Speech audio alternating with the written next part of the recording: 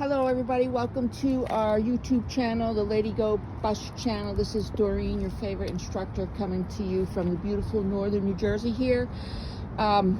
Today we're going to do an engine short video, describing the components of the engine. That's two parts on your checklist: the fluid levels, and the one after that, the fluid and air leaks. Okay, so again, if you like our videos, please subscribe to the channel. Once again, we're ready to go. Okay, so fluid levels. Okay, that's four components of the engine. It's called the brakes, the brake reservoir, the power steering, the oil section, and the coolant section. Okay, so you have four components you need to describe. When you describe these four components, you must describe the reservoir, the cap, the fluid level, and the hose attached to it. So number one, the brake fluid reservoir, securely mounted to the frame of the bus, fluid above the fill line, cap is on tight, and the hose attached to it is not kinked or leaking in any way. And also tell them why you want to inspect the brake fluid reservoir. Simple as this, okay? If there's not enough fluid in the reservoir, the brakes may fail to stop. Number two, this is your power steering fluid reservoir. Again, the reservoir itself is securely mounted to the frame of the bus. See the bolts there? The cap is on tight. Do not open the cap that day. You just have to tell the inspector that the fluid inside has to be above the fill line. The hose attached to it is not leaking or kinked in any way. Why do you inspect this? Because if there's not enough fluid in the power steering fluid reservoir, then you won't be able to steer the bus. The third part to the fluid section is the oil here. This is the oil reservoir, this is the cap, and this is the dipstick. Okay, you do not have to open the cap, or you do not have to take the dipstick out. So what you got to say is the cap is on tight, securely mounted to the frame of the bus.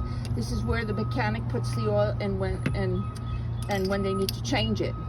This is the dipstick here. You check the oil when the engine is off, okay? And you need to explain how to do it. Do not do it there during your road test. Okay, so you're going to say that you're going to take the dipstick out, wipe it down, put it back in, take it out again, wipe it down again, and check to see if it's above the line and is clean, and then put the dipstick back in. And that will say if you need to change the oil or not. Why inspect the oil? Because the engine needs to run on oil. Oil is a lubricant. If you don't have a lubricant inside there, the parts of the engine will not work properly. This is your coolant reservoir, radiator reservoir, whatever you want to call it. In the sight glass, the fluid is above the fill line. The reservoir itself is securely attached to the frame of the bus. No missing or loose parts here. The cap is on tight. Okay, and the radiator cap here and the hose attached to it is not kinked or leaking in any way. See the hose here? And this is the radiator cap. So you do not want to open this when the engine is hot, because it will basically go in your face. But you do want to say that the cap is on tight, okay, and nothing is leaking. So why inspect the coolant reservoir? Because this is what cools your engine. You didn't have enough fluid in there, you could possibly overheat or have an engine fire. And that will take care of your fluids. The next section on the checklist says fluid and air leaks. So I'm going to explain what that means. You have a thing here that's actually two parts. Okay, you have this thing here that's called an air compressor. Okay, and there's a belt around it. The air compressor securely attached to the engine. No missing or loose parts. You do not want to have it leaking air, because that's what an air compressor does, because then the engine again won't run right. So your air compressor is here, and then again you don't want to have it leaking anything.